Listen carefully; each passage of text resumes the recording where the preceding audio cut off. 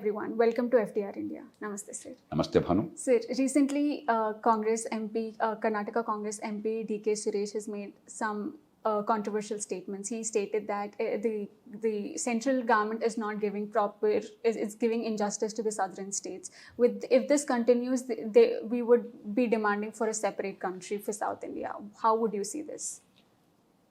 These are very reckless and uninformed comments. And it's not merely from one person or the other. Once in a while we keep hearing them. Because there is a wrong impression that somehow the union governments, whichever be the party in power, are hurting us in the south or in the west, etc. Now, just imagine it slightly differently before we go into this issue. Take a state, take Karnataka, from where this particular MP hails. Can you say Bangalore city is the same as the rest of Karnataka in terms of income? Now, supposing Bangalore city people say we are paying all the taxes, why should the development money go from our tax money to Hassan district or Mandya district or Raichur district or Bidar district or Dharwad district or Ballari district? Does it make any sense? Or take Telangana. Hyderabad certainly accounts for about 70% of the economy of Telangana. A little more or a little less. Now, if all Hyderabad is say we are paying taxes here, why is the money going to Karimnagar or Peddapalli or Sisila district or Adilabad? Is it a fair statement? See, the democratic compact is that there is no equality possible among individuals or even regions, and it's not even necessary. But the minimal conditions required for economic growth, for pursuit of wealth creation, for fulfillment of human potential, that the state must assure. That is the function of the state. The basic amenities required, the roads, the transport infrastructure, then natural resources development, quality education available to every single child, health care. Unless these basics, the benchmarks are met, everybody is going to be hurt. See, it's not out of the goodness of our heart. We are not supporting, the people of Hyderabad are not supporting the transfer of resources to the districts in Telangana, not merely out of goodness of our heart. If they don't prosper, we will not prosper. The market for this state and this country is a unified market. If you start a business here, you start a factory here, the people from Bihar should buy. The people from Karimnagar should buy. Adilabad should buy. Srikakulam should buy. Anantapur should buy. Mandya should buy. And Ballari should buy. If you merely restrict yourself to a small market, you will never grow. So we are benefiting from a common market. And two, if I don't allow them to grow at least to a reasonable level, remember there's only one country. There's only one citizenship. What does it mean? Any citizen of this country, out of 143 plus crore, maybe 144 crores now, any citizen of the country, wherever you are born, in whatever part of the country you are born, whichever community you are born in, you have a right to travel anywhere, to live anywhere, to practice a profession, to do a business. Now, if all people of Bihar, because of desperation, they want to come to Telangana or Karnataka, will Telangana and Karnataka survive? Can you stop them? You want to create armies at the borders to prevent them from coming in? What are we talking? So while equality is not possible, it is in our interest to make sure that there is this reasonable benchmark. That minimal conditions for a decent living and economic growth and opportunity for everybody is available. And we have not created that anywhere in the country. We are still beginning to do that because we are very late and very slow and very weak in building infrastructure, education, healthcare in the country. So in order to meet those standards of infrastructure, education, healthcare, unless the money goes to the people who need more, how are you going to create those conditions? You look at the per capita incomes. This is 22-23, that is the last fiscal year. Now, AP has 2.2 lakhs per capita income. Bihar has only 50,000. 50 or 58,000. Karnataka has 3 lakhs. Maharashtra 2.42 lakhs. Tamil Nadu 2.76 lakhs. Telangana has 3.1 lakhs. India has only 1.6 lakh. UP has 81,000. So some states are above, some states are below. Now, we can't equalize this, but we have to create conditions for everybody to grow. If UP grows, right now UP is showing some dynamism, infrastructure, investment, something else. All of us will grow. Because if UP people, their purchasing capacity goes up, UP is like a huge country. It's the third or fourth biggest country in the world if it's a separate country. So a whole market of UP is available for us to tap. If UP is poor, we cannot tap that market. We are losing. And if all UP people and Bihar people want to flock to Tamil Nadu or Telangana or Andhra Pradesh or Karnataka or Maharashtra, you cannot survive. That number you cannot hold here. So it's not charity. It is necessary. And we are benefiting from the common market. Imagine if we are divided as separate countries, let us say the dream of this MP is realized. You know what it means? India was partitioned once in 1947. More than 1 million people were butchered. Some people say 1.5 million people. Nearly 12 to 13 million people had to migrate permanently. There are still scars in their families. There's still pain and anguish. Hundreds of thousands were maimed. And even now, we are suffering the consequences. Now, if India were not to remain united, and if India were not to grow, even if it's not equally, at least, there's a chance for every part of India to grow economically, then what will happen? You will create armies across every border to prevent those people from coming in. And you will kill each other, like India and Pakistan every day. What rubbish is this? Both are poor countries. How much of money we are wasting, how many soldiers we are deploying to hurt each other? This is not in our interest. Trust me. One of the greatest things for us is the common market. 1/6 of humanity is one country. The moment we stop thinking like one country, there are 50 voices here. It's unbelievably bad for us, all of Indians, particularly in the prosperous areas. We are prosperous because there is one India. There is one common market. And if you don't allow other areas to get some level of prosperity, minimum levels of quality of life, all of us will suffer. The whole country will be ghettoized. There will be hatred, there will be violence, there will be unbelievable amount of concentration in some cities and some states. Cities will be unlivable. So it's not a very smart idea. Look at Mexico and the United States. Even different countries, are they able to stop the Mexicans from coming in? If separate countries are not able to stop immigration, within one country, if we think that if you allow massive poverty, abject poverty to continue, some other areas will somehow prosper, we are not being very smart, we are not being very wise. So we are not doing any charity. It is in our mutual benefit. And one wonderful thing about our country is the governments from the beginning, since 1952, since 1950, ever since the Constitution came into force, the Finance Commission's reports were treated as awards. Constitutionally, they are only reports and recommendations. The government of the day and the parliament could accept or reject it. But every government, irrespective of which party is in power, various governments and various coalition governments, single party governments have come into existence in India. Every government treated a Finance Commission recommendation as an award because they understood the wisdom of it. So I don't buy this argument at all. I know there are many well-meaning people who are genuinely concerned. I understand that concern. The moment you feel that you're getting a little less and they're getting a little more, immediately, we get very competitive. Even in a family, if you feel that your brother is getting more, your sister is getting more, you feel a little jealous and competitive. And it's very easy to arouse people on those grounds. But please think calmly. I appeal to all my friends, many of them are my friends, who are arguing about United States or South India or something else, and you're losing out. It's not a true argument. We are one country, we are benefiting as one country, a common market is necessary. And as long as there is common citizenship in one country, you cannot prevent anybody from moving here if conditions are too appallingly bad. And that's not a solution.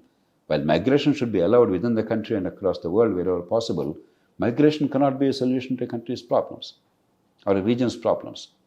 The bulk of the people, they'll remain there. Unless their living conditions improve, forcing them to migrate to another area is not a solution at all. So we have to ensure the benchmarking. Let me repeat, equality is not possible. Benchmarking is possible and necessary.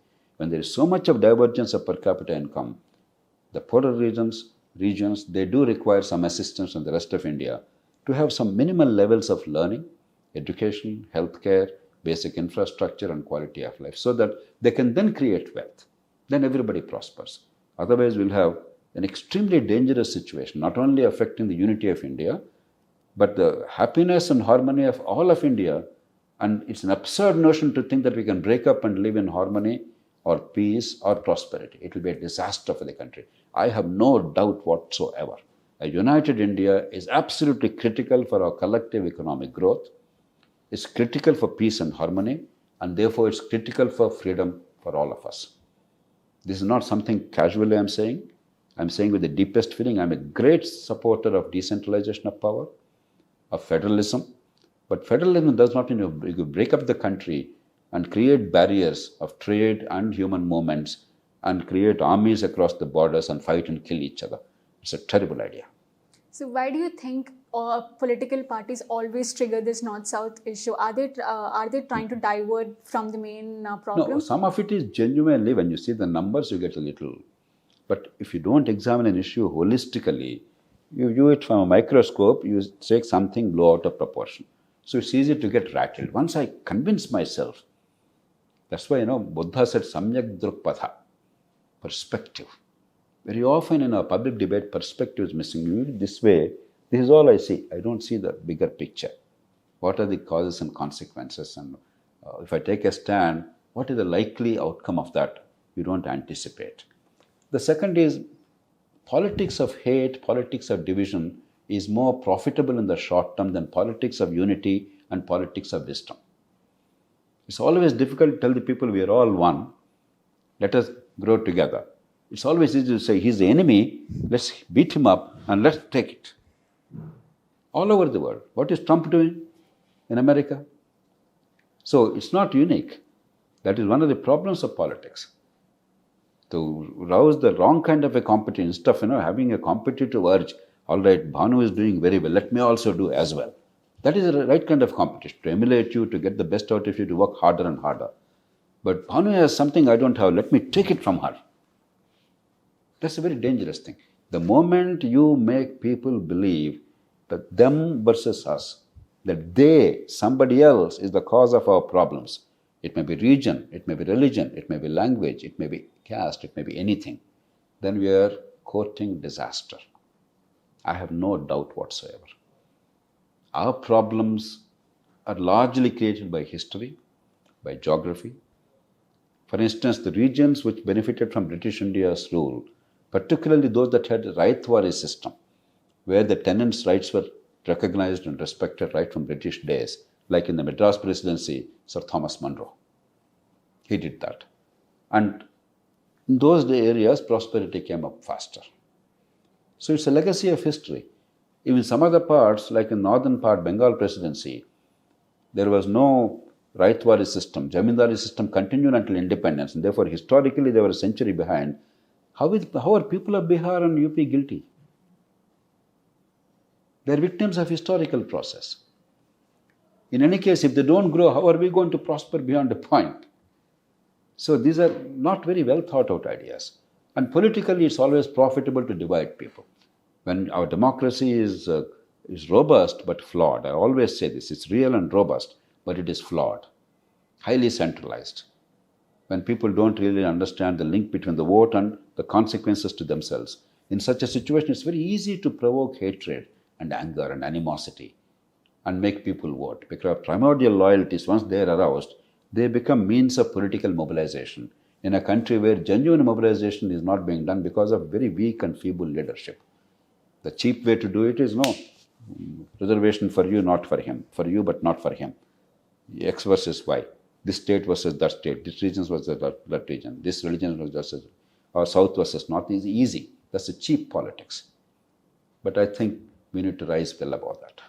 So do you think BJP is trying to show more favoritism to the North India because of their dominance over there, or neither BJP nor Congress nor any other party in the country showed favoritism regionally. No, there's always some amount of political favoritism. Supposing I'm elected from a constituency, what would I naturally try to do? I try to help my people a little bit more, right? It's human nature. So that's always happened. A chief minister looks after his district better, his constituency better. a prime minister looks after his state or his constituency a little better. That's always happened. Sometimes they do it very ineffectively. One of the complaints is that despite the dominance of the Congress leading family in Amethi and Raebareli, not much was done. That's one of the complaints. But you look at Baramati, the constituency or the district of Sharad Pawarji in Maharashtra, whatever, whether you like his party or not, the feeling is no, a lot of good has happened in that district. So some people do it better, some people don't do it as well. But there's a natural tendency. There's always 5-10% margin, some possible. But on the whole, we created robust systems in this country, strong institutions in India. The Finance Commission is one such. So the devolution is according to a formula. And a prime minister or a government of the day cannot change it.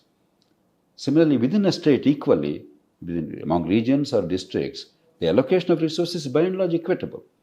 As I said, there is some amount of favoritism, partisanship, when you want to help your constituency if you have enough power. But in general, no party, no chief minister wants to hurt any district. So many of these complaints are overblown and they are exaggerated and there is no real foundation.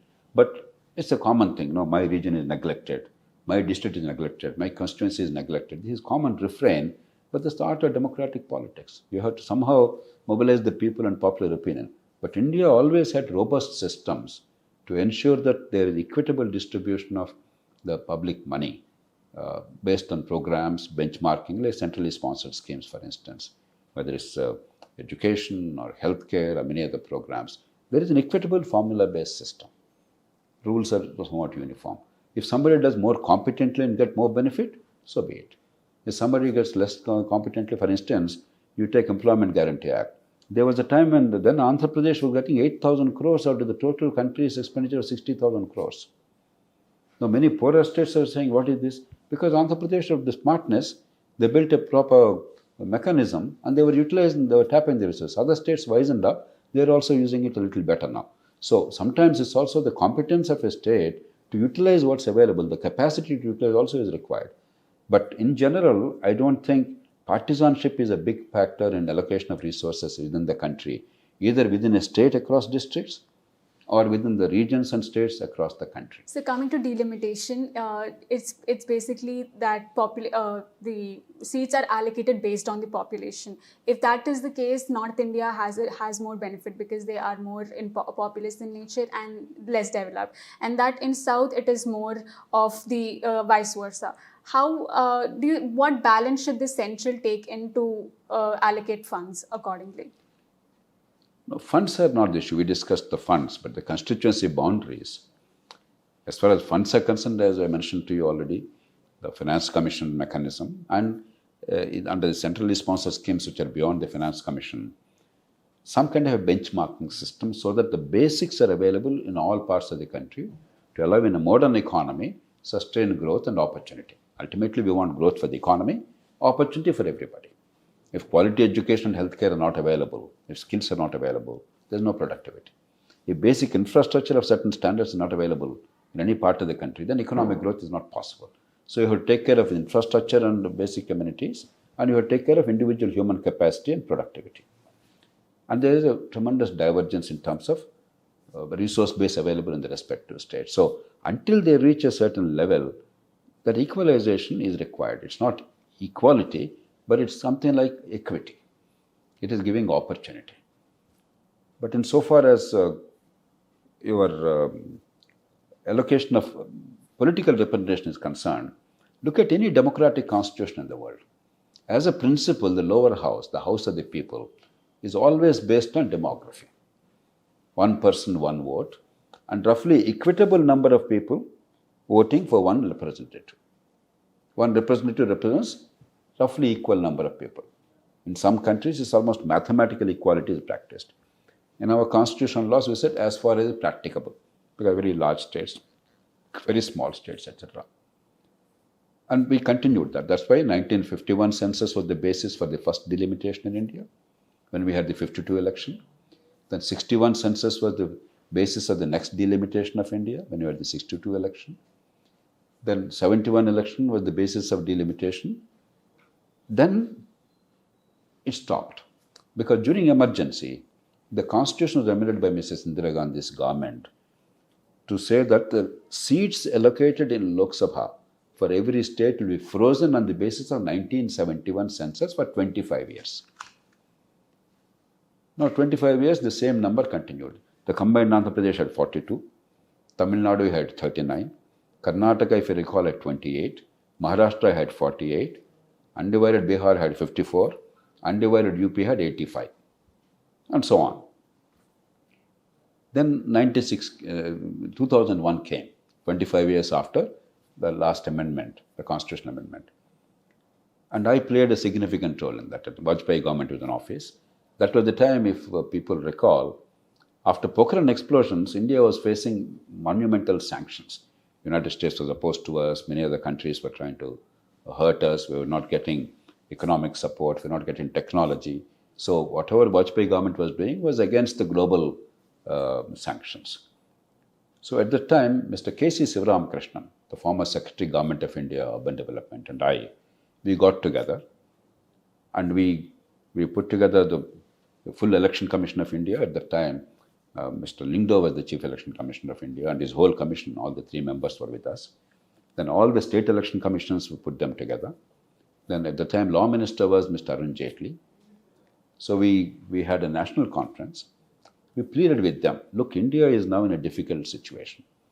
Now, if you open up the Pandora's box with economic crisis in the country or difficulties in the country, and politically also, multi-party government, coalition government, there was no stability. It's not wise for us to open a huge front. Therefore, it's better to kick the can down the road and freeze the constituencies. We also asked them, because now that local governments came into existence, just as assembly units aggregated them, constituted Lok Sabha constituency, let local government units, they comprise the assembly unit. That principle also was accepted. That's why today we have the building blocks approach. And all the election commissions, we brought them together for that reason. So that this building blocks approach, villages become part of villages or blocks. As far as practicable, they will become part of an assembly constituency. Assembly constituency is already part of Lok Sabha constituency. The government wisely accepted to retain the same number at that time. But then at that time, we thought 25 years is a long time. In these 25 years, my friend and colleague who worked with me, Mr. Sivaramakrishnan, is no more. But I'm still around. 2026 is coming now. Let us see what will happen.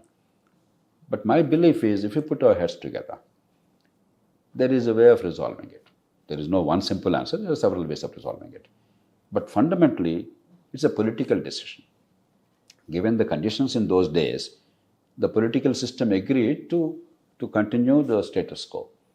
But you and I have no real moral argument to say that there must be unequal constituencies. Already in the country, there are pockets where one assembly constituency has, let's say, 10 lakh or 15 lakh voters or people, and another constituency has only 2 lakh people or 2.5 lakh people. Lok Sabha, there are places with 35, 40 lakh voters, people, not voters, people. For instance, our own, in the outskirts of Hyderabad, Malkajgiri has probably today about 35 lakh people, 35 lakh population. Whereas a typical constituency probably has about maybe 10 or 15 lakhs.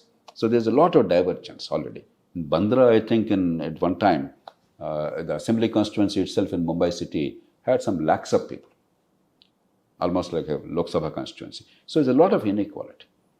It's very difficult to argue that the one vote, one person, one vote principle and equitable representation across the country, we can't argue against it as a principle. Naturally, if my state loses a few seats, I'll get upset. But we have to find an answer. We can make sure that the current number is not reduced so that overall we can increase Lok Sabha strength, but make sure that at least numbers are not reduced. And upper house, you can create some safeguards. Ultimately, what is the fear? Whether I have more number or less number in a federal system, it doesn't really matter. As long as I know that the federal government will not do something seriously to undermine the federal architecture or affect my state's rights. Supposing you provide some adequate safeguards through upper house or some other way, that we will not upset the federal arrangement. It's in perpetuity that arrangement is sacrosanct. then probably that will be okay. So there are ways of safeguarding, but we have to address it in a very calm atmosphere. The people who feel that they are going to lose the seats in those states, they must recognize that equitable representation is a natural thing and it's a democratic thing all over the world. What has happened in the last 50 years in India is abnormal, it's not normal. Let's recognize it. Freezing constituency numbers is not normal, it's abnormal. You cannot make abnormality the norm. At the same time, the rest of the people must realize if there are genuine fears of upsetting the balance beyond a point, politically or constitutionally, then we have to address those concerns legitimately. If you take an extreme stand on both sides, it's not wise. Just as an economic matters, what are the poorer states and northern states saying? Look, richer, poor, equitable growth is required. Therefore, resource allocation must take into account the poverty and population. It's a reasonable point. Similarly, the northern states and others must also acknowledge, yes, while equitable representation is a fair one, you also must address the genuine concerns of the people who are a little scared of minority representation or no, our numbers are dwindling, etc. So a give and take are both possible and necessary.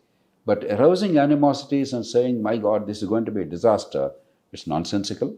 India is truly united and people of India genuinely want that unity. In fact, all our freedom struggle, national struggle is not about freedom from the British. It's about building the nation. While culturally there was always a thread of unity, politically we were never truly a nation. That political nation was built over 50, 60 years during freedom struggle, primarily through Mahatma Gandhi, Swami Vivekananda, and other outstanding individuals. Wherever they were born, they were pan-Indian, they are recognized, respected, and worshipped in India even today, across caste, region, religion, language. And I have no doubt in my mind that the nation's unity is sacrosanct for our peace, for our harmony, and for our freedom and economic growth. So we have to find an answer. And major national parties and parties in general have an obligation to be very restrained, very responsible, very balanced in this. Thank you, sir.